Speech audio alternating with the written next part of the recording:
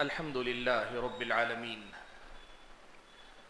والصلاة والسلام على أشرف الأنبياء والمرسلين وعلى آله وأصحابه أجمعين ومن تبعهم بإحسان إلى يوم الدين.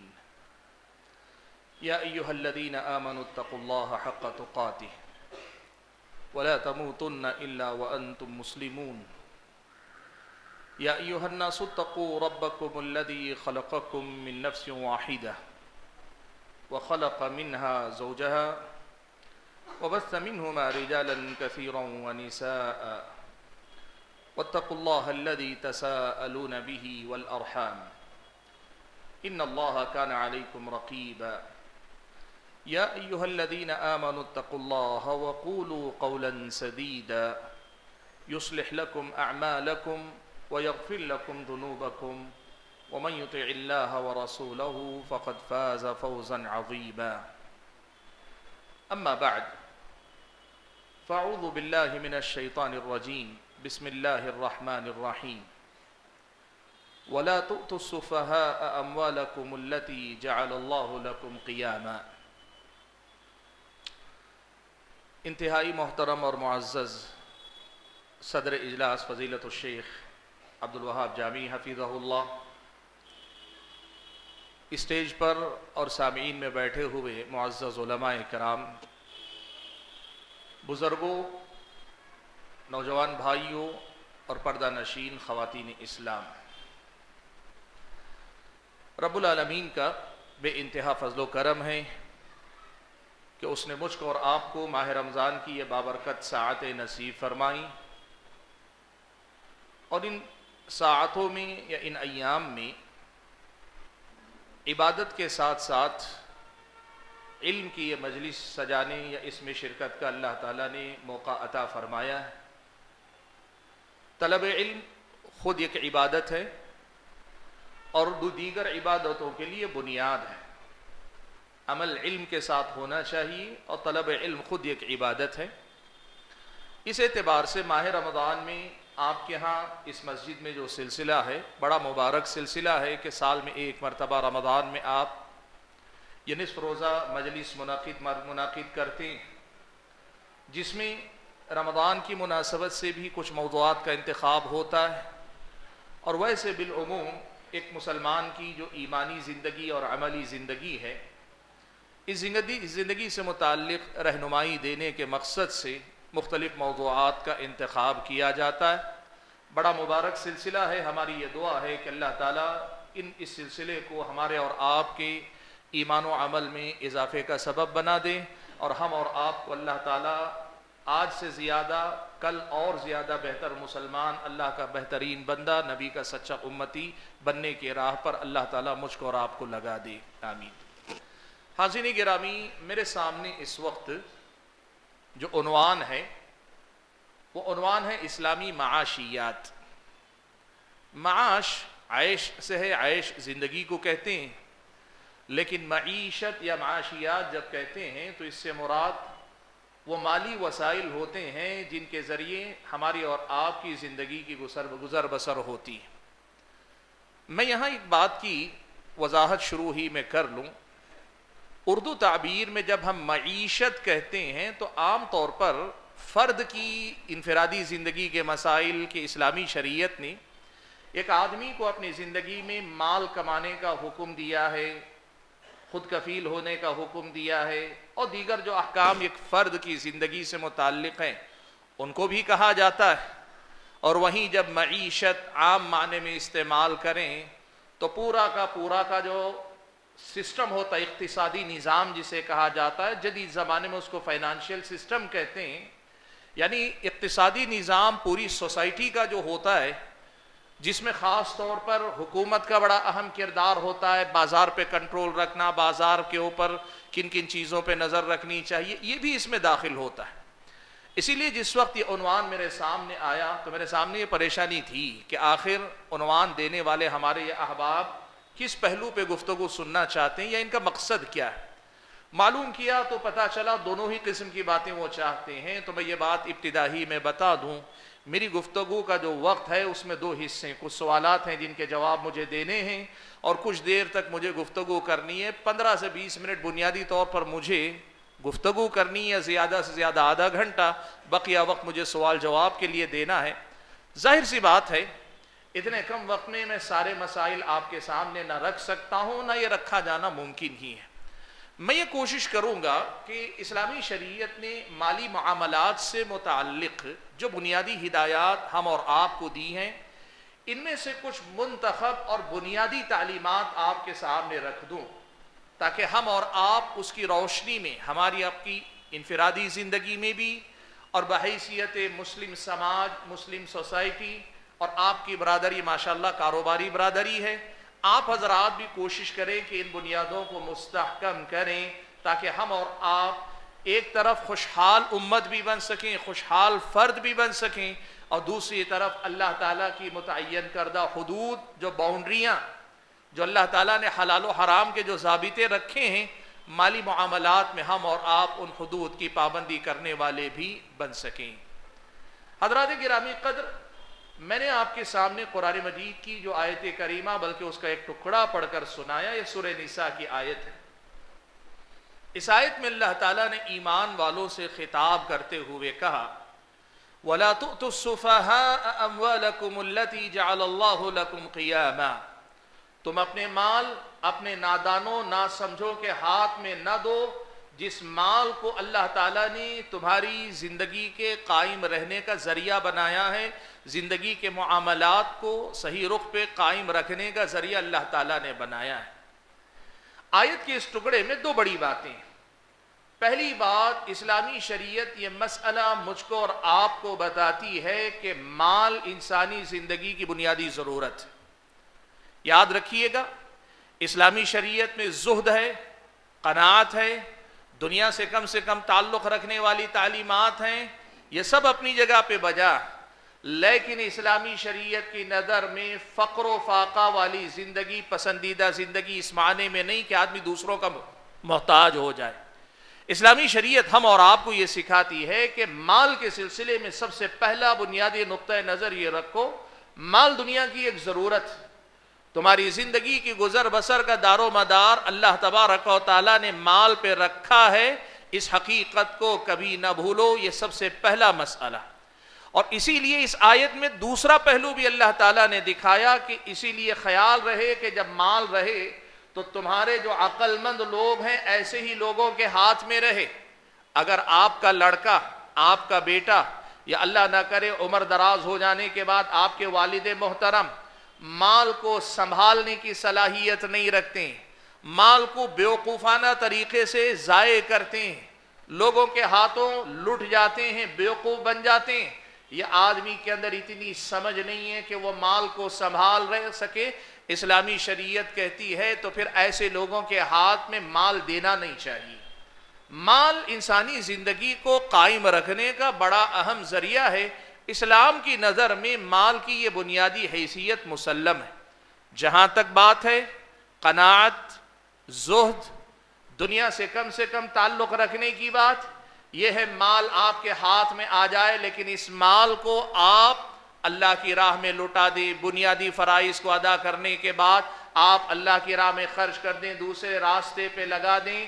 یہ اسلامی شریعت کا بنیادی تصور ہے. یا پھر اگر آپ ایک اکیلے آدمی جن پہ کوئی ذمہ داری نہیں اور آپ کم سے کم پہ زندگی گزار سکتے ہیں، آپ مال بھی کم سے کم کمائیے. اسلامی شریعت کم سے کم کمانے کی اجازت دیتی ہے، لیکن اسلامی شریعت کی نظر میں یہ کہیں جائز نہیں ہے کہ آدمی مال کمانے کے بجائے دوسروں پہ جان بوجھ کے بوجھ بن جائے، دوسروں کے سر پہ سوار ہو جائے یا دوسروں کے بھروسے زندگی گزارے.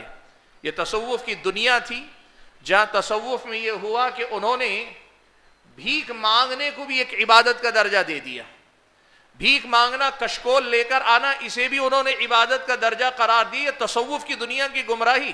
اسلامی شریعت کہتی ہے آپ قلیل سے قلیل دنیا کمانا چاہتے ہیں یا اللہ کی توفیق سے زیادہ دنیا کمانا چاہتے ہیں، اپنے بل پر زندگی جینے والے بنو. اسلامی شریعت آپ کو اور ہم کو اصل میں ایسے دیکھنا چاہتی. ہاں، آپ جو جینا چاہتے ہیں، کم بھی جینا چاہتے ہیں، وہ کم بھی آپ کا کمایا ہوا ہو، اصل یہی مال آپ کا ہونا چاہیے، اور زیادہ بھی کماتے ہیں آپ کا کمایا ہوا ہو، خیر سے اس مال کے فتنے سے بچنے کے لیے دیگر تعلیمات کی آپ کو پابندی کرنی پڑے۔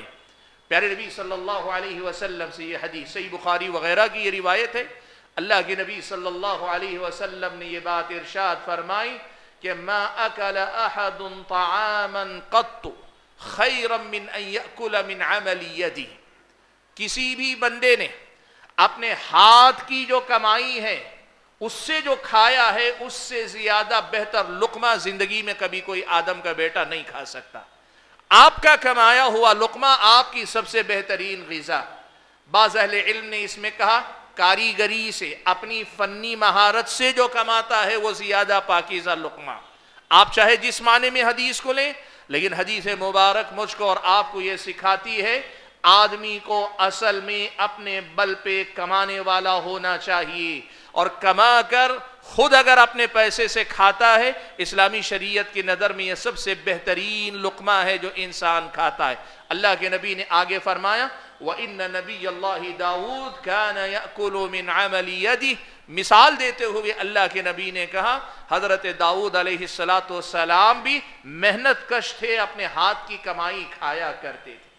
تو اسلام کی نظر میں یہ مسئلہ بڑا اہم ہے کہ آدمی کو خود کمانا چاہیے، اپنے بل پہ اپنے قدموں پہ کھڑا ہونا چاہیے، اور اپنے ہاتھ کی کمائی کمانی چاہیے۔ اس معاملے میں اسلامی شریعت آپ کو مجھ کو یہ سکھاتی ہے آدمی کو کم سے کم اتنا کمانا چاہیے کہ خود پر، اور اگر اس کے ذمے کچھ لوگ ہیں جیسے بیوی بچے، اگر والدین بھی اس کے ذمے یا کچھ نوکر چاکر آپ کے ذمے ہیں، ان لوگوں کے تمام اخراجات آپ اپنی کمائی سے پورا کریں، اور یہ سب پورا کرنے کے بعد کم سے کم اتنا آپ کے پاس ہو کہ آپ دو چار لوگوں کو دینے کے قابل بن سکیں۔ پیارے نبی صلی اللہ علیہ وسلم نے ارشاد فرمایا الید العلیٰ خیر من الید السفلی، اللہ کے نبی صلی اللہ علیہ وسلم نے کہا دینے والا ہاتھ لینے والے ہاتھ سے زیادہ بہتر ہے۔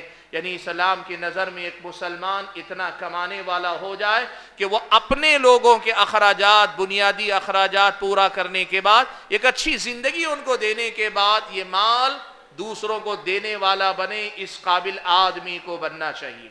پیارے نبی صلی اللہ علیہ وسلم نے یہاں دو بڑی اہم باتیں بتائی، ان کو یاد رکھیے۔ وہ آدمی جو بیکاری کو پسند کرتا ہے، بیکار رہنا چاہتا ہے، کوئی کام کرنا نہیں چاہتا، بطالہ کہتے ہیں عربی زبان میں، یعنی آدمی بیکار بس ایسے ہی بیٹھا ہوا، بیٹھ کے کھانا چاہتا ہے، بغیر محنت کے دوسروں کے رحم و کرم پہ جینا چاہتا ہے، یہ پسندیدہ نہیں۔ اور اگر ایسا آدمی ہے کہ جس کے ذمے اس کی بیوی کے اخراجات، بچوں کے اخراجات، ماں باپ اگر اس کے ذمے، یا چھوٹے بھائی بہن اس کے ذمے، یا اس کے اپنے ماتحت نوکر چاکر ہیں، ان کے لیے محنت کر کے روزی روٹی نہیں کماتا ہے، ایسا آدمی اللہ تعالیٰ کے پاس گنہگار ہے۔ یہ بات اللہ کے نبی صلی اللہ علیہ وسلم نے ارشاد فرمائی۔ حضرت عبداللہ ابن عمرو ابن عاص رضی اللہ تعالی عنہ فلسطین کے علاقے میں تھی، ان کے پاس ان کا ایک مینیجر جو ان کی زمینوں کی دیکھ ریکھ کرتا تھا، وہ ملاقات کے لیے آیا۔ ملاقات ہو گئی، ساری بات ہو گئی، اس نے حضرت عبداللہ ابن عمرو ابن عاص کے سامنے یہ خواہش ظاہر کی کہ میں یہ چاہتا ہوں کہ ایک مہینہ یہیں رک جاؤں، آپ کے پاس رک جاؤں، اور یہاں مسجد میں عبادت بھی کروں۔ آپ جانتے ہیں مسجد اقصی میں عبادت عام مسجدوں کے مقابلے میں فضیلت والی، کہا میں یہیں رک کر عبادت کرنا چاہتا ہوں۔ حضرت عبداللہ ابن عمرو ابن عاص نے پوچھا اب یہاں رکنے کا جو ارادہ کر رہے ہو، آنے سے پہلے تمہارے جو ماتحت نوکر چاکر تھے، اس لیے کہ تم مینیجر کے درجے میں ہو، تمہارے ہاتھ کے نیچے اور نوکر ہیں، ان کی روزی روٹی کا انتظام، سارے اخراجات کا بندوبست کر کے آئے ہو کہ نہیں؟ کہا کہ ہاں سارا انتظام کر کے آیا ہوں۔ حضرت عبداللہ نے کہا ٹھیک ہے تب پھر تم رک جاؤ، اور اس کے بعد ان سے کہا نبی علیہ السلام کو میں نے یہ فرماتے ہوئے سنا کفا بالمرء اثما ان یضیع من یقوت، آدمی کے گنہگار ہونے کے لیے اتنی بات کافی ہے کہ جن کی روزی روٹی اس کے ذمے ہیں ان کی روزی روٹی کا انتظام نہ کر کے ان کو ضائع کر دے، آدمی اسی سے گنہگار ہو جائے گا۔ اسلام کی نظر میں آپ اور ہم جو محنت کر کے کھاتے خود کھاتے ہیں یا اپنے بال بچوں پہ محنت کر کے خرچ کرتے ہیں، اسلام کی نظر میں ہمارا یہ کمانا عبادت ہے اور ہمارا خرچ کیا ہوا پیسہ سب سے افضل صدقہ ہے۔ نبی علیہ السلام کی دو حدیثیں اس سلسلے میں سنیں۔ کعب بن عجرہ رضی اللہ تعالیٰ عنہ روایت فرماتی، اللہ کے نبی صلی اللہ علیہ وسلم مسجد میں مجلس میں موجود تھے، صحابہ کرام بھی بیٹھے ہوئے تھے۔ ایک صحابی گزرے، بڑے صحت مند، بڑے طاقتور صحابی۔ صحابہ نے آپس میں تبصرہ کیا، اگر آدمی پرسنالٹی اچھی ہو، قوی آدمی ہو، مضبوط آدمی ہو، لوگ کیا تصور کرتے ہیں میدان جنگ میں بڑا کارآمد ہوگا۔ تو صحابہ نے آپس میں تبصرہ کیا، یہ صحابی اگر اللہ کی راہ میں نکلے ہوتے، یعنی میدان جنگ میں نکلے ہو تو کیا ہی اچھی بات ہوتی۔ اللہ کے نبی صلی اللہ علیہ وسلم نے ان کی بات سن لی اور اللہ کے نبی نے کہا، سنو، اگر یہ اس وقت اس لیے نکلے ہیں کہ بازار میں جا کے کمائیں اور کمانے کے بعد اپنے ماں باپ اور اپنی روزی روٹی کا انتظام کر سکے حلال طریقے سے، تو ان کا روزی روٹی کمانے کے لیے نکلنا بھی فی سبیل اللہ نکلنا ہے، اللہ کی راہ میں گویا جہاد کے لیے نکلنا ہے۔ سبحان اللہ۔ اسلامی شریعت کی نظر میں ایک آدمی کاروبار کرنے کے لیے نکلتا ہے تو وہ اگر اس مقصد سے نکلتا ہے کہ حلال روزی کماؤں گا جس سے لوگوں کے سامنے ہاتھ پھیلانے سے بچ جاؤں، اسلام کی نظر میں یہ اللہ کی راہ میں نکلنا ہے۔ اور اللہ کے نبی صلی اللہ علیہ وسلم نے دوسری حدیث میں یہ بات ارشاد فرمائی، آپ نے گنا ہے، ایک دینار وہ جو اللہ کی راہ میں جہاد پر، ایک دینار وہ جو تم نے کسی مسکین کو صدقہ دیا، ایک دینار وہ جو تم نے اپنے گھر والوں پہ خرچ کیا۔ گنائے اللہ کے نبی نے دینار کہاں کہاں خرچ ہو سکتا ہے۔ گنانے کے بعد اللہ کے نبی نے کہا، اعظمها اجرا الذي انفقته على اهلك، ان تمام دیناروں میں سب سے زیادہ فضیلت والا دینار وہ ہے جو تم اپنے گھر والوں پر خرچ کرتے ہو۔ سبحان اللہ۔ اسلامی شریعت مالیات کے معاملے میں اس بات کا حکم دیتی ہے کہ ہم اور آپ مال کے معاملے میں کمانے اور اس مال سے خود کو بے نیاز رکھنے، لوگوں کے سامنے کبھی ہاتھ پسارنے سے بچ جانے کو ترجیح دینا، یہ ایمانی زندگی کی بڑی اہم بنیاد ہے۔ یہ اسلامی طرز زندگی کا بڑا اہم اصول ہے، آدمی کو خود کفیل ہونا چاہیے۔ حضرات گرامی قدر، جہاں تک اپنے مال کے اس کمائے ہوئے مال کے علاوہ آدمی کون کون سے مال سے مستفید ہو سکتا ہے، ماں باپ کی طرف سے یا دادا دادی وراثت میں جو مال ملتا ہے، اسلامی شریعت کی نظر میں یہ مال بھی اچھا مال ہے، آدمی کو اس سے بھی مستفید ہونے میں کوئی حرج نہیں ہونا چاہیے۔ مال جس سے آدمی مستفید ہو سکتا ہے، ایک طریقہ ہے کوئی آپ کو ہدیے میں دے دے، پیسے کی شکل میں دے، کپڑے کی شکل میں دے، کھانا پلانا مہمان نوازی کی شکل میں دے، کسی بھی شکل میں وہ اپنا مال آپ کو دے دے کہ آپ استعمال کر لیں، ختم کر لیں، یہ ہدیہ ہے، یہ تحفہ ہے۔ یہ اسلامی شریعت کی نظر میں جائز طریقے سے کھایا جانے والے مال کی ایک شکل۔ اس سے ہٹ کر اسلامی شریعت کی نظر میں ایک اور شکل ہے جسے عاریہ کہا جاتا ہے۔ عاریہ کیا ہوتا ہے؟ کوئی بھی چیز میری آپ کو میں دے دوں، اپنی سواری دے دوں، اپنا دکان دے دوں، اپنا مکان دے دوں، یا اپنا کپڑا دے دوں، یا اپنی کوئی چیز گھڑی دے دوں، یا کوئی بھی اپنا سامان دے دیتا ہوں، آپ استعمال کیجئے، اور استعمال کرنے کے بعد یا تو میں جب مانگو تب دے دیں، یا میں خود متعین کر دوں 1 مہینے بعد دے دیں، یا آپ کی زندگی جب ختم ہو تب مجھے واپس مل جائے، اس کو عاریہ کہا جاتا ہے۔ عاریتاً کسی کو دینا۔ اسلامی شریعت کی نظر میں دوسرے کے مال کو لے کر آپ عاریتاً استعمال کر سکتے ہیں۔ ہدیے میں اور اس میں فرق یہ ہوتا ہے کہ ہدیہ آپ کا ہو جاتا ہے ختم، عاریہ میں ہوتا یہ ہے کہ چیز دینے والے ہی کی رہتی ہے، آپ اس سے فائدہ اٹھا سکتے ہیں، واپس پھر اس کو اصل چیز لوٹا دینی پڑے گی، وہی چیز۔ اگلی شکل جو اسلامی شریعت میں جائز ہے وہ ہے کسی کا مال بطور قرض آپ لیں، بطور قرض کے آپ لے لیں اور استعمال کریں۔ قرض کیا ہے؟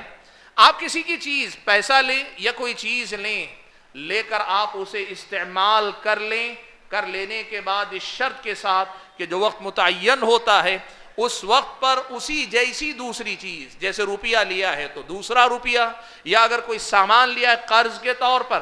اللہ کے نبی صلی اللہ علیہ وسلم بیت المال کے لیے جانور قرض لیتے تھے صحابہ سے، اگر موجود نہیں بیت المال میں، تو جو چیز آپ نے بطور قرض لی تھی اسی کے مثل چیز آپ اس کو واپس لوٹا دیں، یہ دوسرے کے مال سے فائدہ اٹھانے کی جائز شکلوں میں سے ایک شکل، اور ان سب سے بڑی شکل ہے جسے ہم تجارت کہتے ہیں۔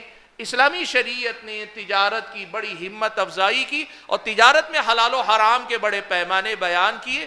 اللہ تعالیٰ نے قرآن مجید کے اندر ارشاد فرمایا، لا تأکلوا اموالکم بینکم بالباطل، ایمان والو آپس میں ایک دوسرے کے مال کو باطل طریقے سے نہ کھاؤ، الا ان تکون تجارتا عن تراض منکم، الا یہ کہ آپسی رضامندی کے ساتھ تم تجارت کرو۔ اسلامی شریعت کی نظر میں تجارت کے ذریعے ایک دوسرے کے مال سے فائدہ اٹھایا جا سکتا ہے۔ اب ذرا چلیے ہم بنیادی طور پر یہ جو مال ہے، تجارت اور قرض کا مسئلہ، اس کو سمجھ لیتے ہیں۔ اسی میں اصل میں آج کے دور کے زیادہ مسائل ہمارے سامنے آتے ہیں۔ معاش کے مسائل میں ایک بڑا مسئلہ ہے قرض لینا۔ اسلامی شریعت انسانی سماج کی ایک ضرورت کے طور پر اس حقیقت کو مانتی ہے کہ قرض سماج کی ایک بہت بڑی ضرورت ہے۔ بڑے سے بڑے مالدار کو بھی قرض کی ضرورت پیش آ جاتی ہے، چھوٹے سے چھوٹے کاروباری کو بھی ضرورت پیش آ جاتی ہے، حتیٰ کہ دو پڑوسیوں کو آپس میں ایک دوسرے کے ساتھ بھی بسا اوقات قرض کے معاملات کرنے کی ضرورت پیش آ جاتی ہے، اناج تک قرض کے طور پر لینے کی ضرورت پیش آ جاتی ہے۔ نبی علیہ السلام کا جس وقت انتقال ہوا، اللہ کے نبی صلی اللہ علیہ وسلم نے اناج قرضہ لیا ہوا تھا ایک یہودی سے، جس کے بدلے میں ضمانت کے لیے آپ صلی اللہ علیہ وسلم نے اپنی زرہ ان کے پاس رکھی تھی۔ قرض کو اسلامی شریعت برقرار رکھتی ہے، لیکن ایک بنیادی ضابطہ یاد رکھیے، قرض کے معاملے میں اسلامی شریعت یہ کہتی ہے کہ دینے والا جو دے دیتا ہے، لینے والا اس سے دنیاوی فائدہ اٹھاتا ہے، مادی فائدہ اٹھاتا ہے، قرض دینے والا صرف معنوی فائدہ اٹھاتا ہے، یعنی اجر و ثواب کماتا ہے۔ قرض اسلامی شریعت کی نظر میں خالص ایک چیریٹی کی ایسی شکل ہے، یعنی خدمت خلق کی ایک ایسی شکل ہے جس پر دینے والا کسی قسم کی منفعت لے نہیں سکتا، کسی قسم کا فائدہ لینے کی اجازت اسلامی شریعت اسے نہیں دیتی۔ اسلام کی نظر میں قرض کا معاملہ دو ٹوک ہے، بہت صاف ہے۔ وہ قرض غیر سودی ہونا چاہیے۔ غیر سودی کا مطلب یہ کہ اس قرض پر آپ کوئی زائد پیسہ نہ لیں، آپ اس پر کوئی زائد فائدہ نہ لیں، نہ پیسے کی شکل میں لیں، نہ کسی اور منفعت کی شکل میں لیں۔ کل قرض جر نفعا فہو ربا، یہ اصول سلف صالحین نے احادیث کی روشنی میں مستنبط کر کے رکھا کہ ہر وہ قرض جو کسی منفعت کو کھینچ کر لائے تو وہ منفعت سود شمار کی جائے گی۔ آج کے دور میں ایک بہت بڑا مسئلہ آپ کو اور ہم کو سمجھنا چاہیے۔ بینکنگ کا پورا نظام سود کے اصول پر قائم ہے، لیکن اس کا ایک بڑا اثر یہ ہے کہ آج آپ کو دو قسم کے معاملات نظر آتے ہیں۔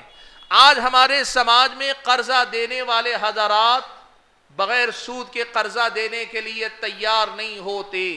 اسلامی شریعت کی نظر میں جب آپ قرض دے رہے ہیں تو پھر معاملہ یاد رکھیے گا کہ یہ خالص مدد ہے۔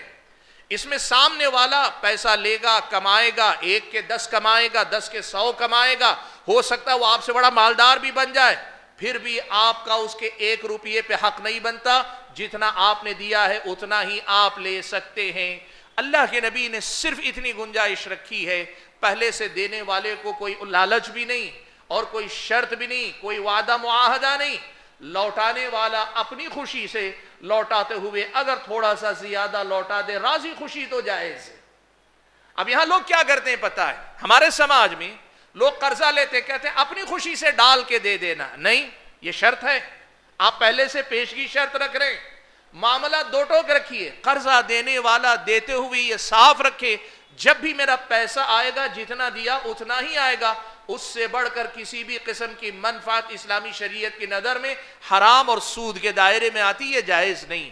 ہمارے سماج کے اندر مالی معاملات میں قرض پر سود لینے یا سود دینے کا معاملہ سب سے بڑا مسئلہ اس وقت بنا ہوا ہے۔ اور رہی بات قرض سے ہٹ کر جہاں تک اس کا معاملہ ہے تجارت کا، تجارت میں بنیادی طور پہ یہ بات یاد رکھیے گا کہ اسلامی شریعت نے اس بات کو جائز قرار دیا ہے کہ ہم ایک دوسرے سے مالی معاملات کریں، میں پیسہ دوں آپ سامان دیں، یا آپ پیسہ دیں میں سامان دوں، یا دونوں کے دونوں پیسے کے بدلے میں پیسے کا تبادلہ کریں، پیسہ لے دین کریں، یا دونوں کے دونوں سامان کے بدلے میں سامان کا لین دین کریں، اسلامی شریعت کی نظر میں یہ سارے معاملات جائز ہیں، لیکن ان میں سے ہر ایک کے کچھ اصول ہیں۔ وقت اجازت نہیں دیتا کہ میں سارے معاملات گنا دوں، لیکن میں بڑی تیزی سے آپ کے سامنے کوشش کرتا ہوں کچھ بنیادی باتیں تجارت میں جن سے پرہیز کرنا چاہیے۔ اگر آپ نے پرہیز نہیں کیا آپ کی یہ جائز تجارت حرام ہو جائے گی۔ کیا کیا چیزیں ہیں؟ سب سے پہلی چیز جسے اسلامی شریعت میں منع کیا گیا تجارت میں، کوئی بھی ایسی چیز جو اسلامی شریعت کی نظر میں حرام اور ناجائز ہے اس کی تجارت آپ نہیں کر سکتے۔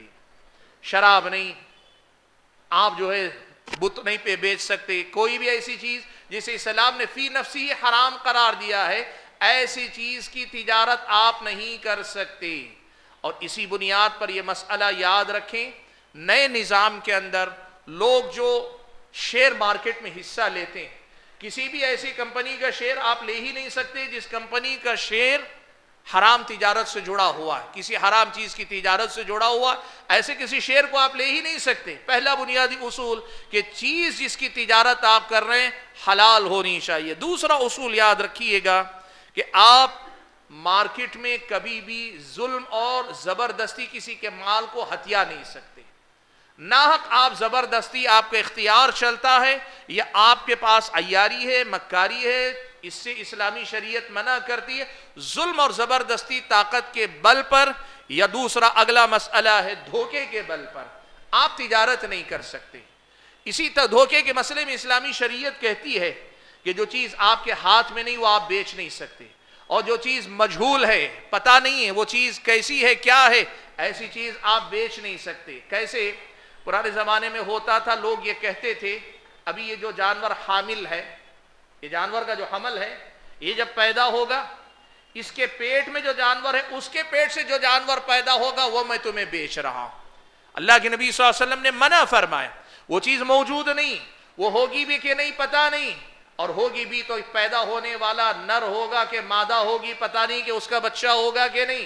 اسلامی شریعت کہتی ہے جو چیز آپ کے پاس موجود نہیں ہے وہ نہیں بیچ سکتے، یا آپ جس کے مالک نہیں وہ نہیں بیچ سکتے۔ اس میں بڑی تفصیل آئے گی، لیکن صرف ایک بنیادی اصول بتا دیتا ہوں۔ بیع سلم ایک شکل ہے کہ مارکیٹ میں کوئی چیز اویلیبل ہے، اگر آپ اسے فراہم کر سکتے ہیں، شرائط واضح ہیں اور ان شرائط پر اترنے والا مال مارکیٹ میں موجود ہے، یہ رخصت ہے کہ آپ ایسی چیز کی تجارت کر سکتے ہیں۔ لیکن کوئی چیز مارکیٹ میں نہیں ہے یا پھر آپ کی اختیار میں نہیں ہے، ایسی چیز کو بیچنے سے اسلامی شریعت نے حرام اور اس کو حرام قرار دیا اور ناجائز قرار دیا۔ مالی معاملات میں سے تجارت میں جو چیز ناجائز ہے، ایسا کوئی بھی معاملہ جو جوئے پر مبنی ہو، جس میں جو ہے قسمت آزمائی جاتی ہے، جس طرح سے کہیے جیسے لاٹری کا کاروبار ہے یا انشورنس کا کاروبار ہے، اسلامی شریعت کی نظر میں یہ جائز نہیں ہے، اس لیے کہ یہ میسر میں داخل ہے، اور میسر جوا ہے، اور جوا کیا ہے؟ اگر نقصان ہوگا تو تھوڑا، لیکن اگر فائدہ ہوگا تو بہت زیادہ۔ جیسے انشورنس کرنے والا یہ دیکھتا ہے کہ میں دے رہا ہوں ماہانہ کچھ، اگر گاڑی کا کوئی حادثہ ہو گیا، کاروبار کا کوئی حادثہ ہو گیا تو پھر بہت بڑا فائدہ مجھے ہو جائے گا، اور اگر نقصان ہوا تو ماہانہ دیا جانے والا چھوٹا مبلغ میں دیتا ہوں۔ اسلامی شریعت کی نظر میں یہ بھی جائز نہیں۔ ایسے ہی جو معاملہ دھوکے پر اس معنی میں مبنی ہو کہ آپ عیب چھپا کر بیچ رہے ہیں، غلط چیز کو اچھی بتا کر بیچ رہے ہیں، ایسی چیزوں کو اسلامی شریعت حرام اور ناجائز قرار دیتی ہے۔ اور ایسے ہی ایک بڑا اہم معاملہ ہے، معاملات کے اندر سودی معاملات سے پرہیز کرنے کو اسلامی شریعت نے لازمی قرار دیا۔ آپ کی تجارت سود کے اصولوں پہ نہیں اترنی چاہیے، اور سود دو قسم کا ہوتا ہے، ایک ربا الفضل کہلاتا ہے، ایک ربا النسیئہ کہلاتا ہے۔ اب اس کی تفصیل میں جا نہیں سکتا، وقت میرا ختم ہو رہا ہے۔ کہنا یہ ہے کہ اسلامی شریعت کی نظر میں وہ معاملات جو سود کے دائرے میں آ سکتے ہیں یہ سارے کے سارے حرام ہیں، ان سے ہم اور آپ کو پرہیز کرنا چاہیے۔ حضرات گرامی قدر، ان سے ہٹ کر ایک اور معاملہ جس کا تذکرہ آج کر دینا ضروری سمجھتا ہوں، وہ ہے، دیکھیے ایک بڑی اہم بات یاد رکھیے، اسلامی شریعت نے تجارت میں ایک شکل ہے، اس کو مضاربت کہتے ہیں، پارٹنرشپ۔ اسلامی شریعت نے اس کو بہت پسندیدہ قرار دیا، اس پر ہمت افزائی کی ہے کہ ایک آدمی کا پیسہ یا چند لوگوں کا پیسہ ہو اور ایک آدمی یا چند لوگ اس پر محنت کریں اور پیسہ بنائیں، پیسہ کمائیں۔ اسلامی شریعت اس کی ہمت افزائی کرتی ہے۔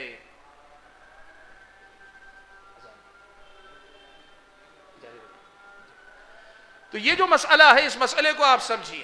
جہاں تک تجارت کے اندر پارٹنرشپ کا مسئلہ ہے، اسلامی شریعت واضح طور پر اس چیز کو جائز ہی نہیں پسندیدہ قرار دیتی، لیکن اس کے کچھ شرائط میں سے ایک شرط یہ کہ آپ فائدے اور نقصان میں برابر برابر شریک ہوں۔ تفصیل کا وقت نہیں، لیکن صرف جہاں ہم سے غلطی ہو رہی میں اس کی کچھ پہلوؤں کی طرف توجہ دلا دیتا ہوں۔ ہمارے پاس پارٹنرشپ کے نام پہ غلط تصورات، مثال کے طور پر میں 1,00,000 روپیہ آپ کو دے دیتا ہوں کہ آپ کاروبار کریں گے اور ماہانہ مجھے فکس اماؤنٹ دے دیں گے، کتنا؟ 5,000 روپیہ دے دیں گے۔ آپ کتنا کماتے ہیں، کتنا گواتے ہیں، گرچہ آپ کو گارنٹی ہو کہ آپ 15,000 کم سے کم کماتے ہیں، 20,000 کماتے ہیں، پھر بھی کیپٹل انویسٹمنٹ پر آپ پرسنٹیج فکس کریں۔ اسلامی شریعت کے نظر میں اس کو پارٹنرشپ نہیں کہتے، اس کو سود کہتے ہیں۔ یہ قرض کی شکل ہے، یہ تجارت کی شکل نہیں ہے۔ ہمارے سماج میں ایسا ہوتا ہے، یا تو پرسنٹیج میں کہتے ہیں کہ میرا 10% فکس کر دیں۔ کس پہ پرسنٹیج؟ انویسٹمنٹ پہ پرسنٹیج۔ یا آدمی نمبر فکس کر دیتا ہے، کہتا ہے کہ میرے 10,000 روپے ماہانہ دے دو، باقی آپ جتنا کماتے ہیں کما لو۔ جائز نہیں۔ پارٹنرشپ کا اصول یہ ہونا چاہیے، میرا پیسہ ہے، آپ محنت کر رہے ہیں، جو فائدہ ہوگا فائدے میں پرسنٹیج ہوگا، فائدے میں نسبت متعین ہوگی کہ 50% آپ کا، 50% میرا، یا 70% آپ کا، 30% میرا، یا 70% میرا، 30% آپ کا۔ جس پر متعین کر لیں پہلے سے اس پر متعین ہونا چاہیے۔ کیپٹل پر انویسٹمنٹ، کیپٹل انویسٹمنٹ پر اگر آپ فائدہ لینے کی بات کرتے ہیں، اسلامی شریعت کے نظر میں یہ ناجائز اور حرام۔ دوسری چیز، یہ جب پارٹنرشپ ہوتی ہے، ہمیشہ ایک بات یاد رکھیے، جب بھی پارٹنرشپ کریں آپ اس بات کا خیال رکھیں، جب بھی پارٹنرشپ ختم ہوگی اس سے باہر نکلنے کے اصول پہلے سے طے ہونا چاہیے کہ کیسے آپ باہر نکلیں گے، کیسے آپ اپنی پارٹنرشپ کو ختم کریں گے۔ ہمارے سماج میں پارٹنرشپ کے نام پہ جو کچھ کرتے ہیں لوگ، کیا کرتے ہیں؟ شروع میں تو کر لیتے ہیں کہ ہاں 70% تمہارا، 30% میرا، لیکن جب پارٹنرشپ ختم کرنے کا معاملہ ہو یا نقصان ہو جائے تو یہ نقصان شیئر کرنے کا معاملہ ہو، اس معاملے میں کوئی واضح ہدایت آپس میں طے نہیں کرتے۔ حضرات گرامی قدر، میں ان بنیادی باتوں کی طرف اشارہ کر کے بات کو سمیٹنا چاہتا ہوں۔ کہنا کیا چاہتا ہوں؟ دیکھو، اسلام کی نظر میں آدمی کا مال کمانا، اور اسلام کی نظر میں یہ جو طریقے میں نے مختلف اشاروں میں گنائے کہ کن کن طریقوں سے آدمی مال سے فائدہ اٹھا سکتا ہے، یقیناً اسلامی شریعت کی نظر میں بڑے پسندیدہ طریقے ہیں۔ لیکن اگر کوئی آدمی یا کسی چیز، حرام چیز کی تجارت کرتا ہے یا حلال چیز کی تجارت میں شریعت کی اصولوں کی خلاف ورزی کر کے کماتا ہے، ایسے آدمی کی کمائی حرام اور ناجائز، اور حرام لقمہ اسلامی شریعت کی نظر میں آدمی کی عبادتوں کے قبول ہونے کی راہ میں رکاوٹ ہے۔ نبی علیہ الصلوۃ والسلام نے یہ بات واضح طور پہ بیان فرمائی کہ جو آدمی حرام لقمہ کھاتا ہے، اللہ تبارک و تعالیٰ 40 دن تک اس کی عبادت نہیں قبول فرماتا ہے۔ اور دوسری بات یہ بھی کہ جو آدمی حرام لقمہ کماتا ہے، دونوں طریقے، کاروبار حرام ہو یا جائز کاروبار میں حرام طریقے اپنائیں، ناجائز طریقے، شریعت کی مخالفتیں کر کے کمائیں، ایسا کمایا جانے والا حرام لقمہ، نبی علیہ الصلوۃ والسلام نے فرمایا ما نبت من سحت فالنار اولا بها، جو جسم حرام مال سے پروان چڑھتا ہے پھر جہنم ہی اس جسم کے لیے زیادہ مناسب ٹھکانہ ہوتا ہے۔ اہل علم نے اس کا مطلب یہ لکھا کہ جو آدمی حرام طریقے سے مال کماتا ہے یا ناجائز طریقے سے مال اپناتا ہے، ایسا مال اگر کھا کر آدمی کا جسم پروان چڑھتا ہے، وہ گندا جسم ہے، اس سے اللہ تعالیٰ نیک عمل کرنے کی توفیق نہیں دیتا۔ جو طاقت آپ کے جسم کے اندر ناجائز مال سے بنتی ہے، اس سے نیکی کے کام کرنے کی اللہ توفیق نہیں دیتا۔ اور بعض اہل علم نے لکھا ایسا آدمی جو حرام مال سے اپنا جسم بڑا کر کے جائے، ایسا آدمی جائے گا تو اللہ اسے جنت میں نہیں بھیجے گا جب تک جہنم میں جلا کر اس کے جسم کی گندگی یعنی حرام مال سے پنپا ہوا یہ جسم گلا کر اللہ تعالیٰ ختم نہ کر دے، اللہ تعالیٰ جب تک جنت میں نہیں بھیجے گا، جہنم سے آزاد نہیں کرے گا۔ حضرات گرامی قدر، میں آپ کے سامنے کہنا کیا چاہتا ہوں، بات آپ کے سامنے یہ رکھنا چاہتا ہوں کہ دیکھو اسلامی شریعت مالی معاملات میں کبھی اس بات کو پسند نہیں کرتی کہ ملت اسلامیہ یہ ہمارے اور آپ کے احباب مالی اعتبار سے پچھڑی قوموں میں شمار کیے جائیں۔ آج مسلمانوں کے مسائل میں سے مالی طور پر، اقتصادی طور پر، فائنانشیلی بیکورڈ ان کا ہونا بہت بڑا مسئلہ۔ اگر ہم صحیح اسلامی اصولوں پہ تجارت کر پائیں اور ہم اور آپ واقعی معنوں میں مالی اعتبار سے محنت کر پائیں گے، اسلامی شریعت مجھ کو اور آپ کو بتاتی ہے کہ ہم اور آپ بڑی تیزی سے آگے بڑھ سکتے ہیں۔ وقت اجازت نہیں دیتا، لیکن مجھے کہنے دیجئے، آپ کاریگر لوگ ہیں، آپ کے سامنے کہنا چاہیے۔ لوگ یہ سمجھتے ہیں کہ تجارت کے لیے مال ضروری ہے۔ اللہ کے بندو، یہ اصول یاد رکھنا، مال یقیناً تجارت کی بڑی اہم ضرورت، لیکن اصل چیز ہے مہارت، اور آدمی کے اندر فنکاری آدمی کے اندر ہونا چاہیے۔ آپ مارکیٹ میں جا کر فن سیکھیں، مارکیٹ میں اتر کر آپ کاروبار سیکھیں، پیسہ بڑی چیز نہیں، اصل چیز ہے آپ کے اندر مہارت آنی چاہیے۔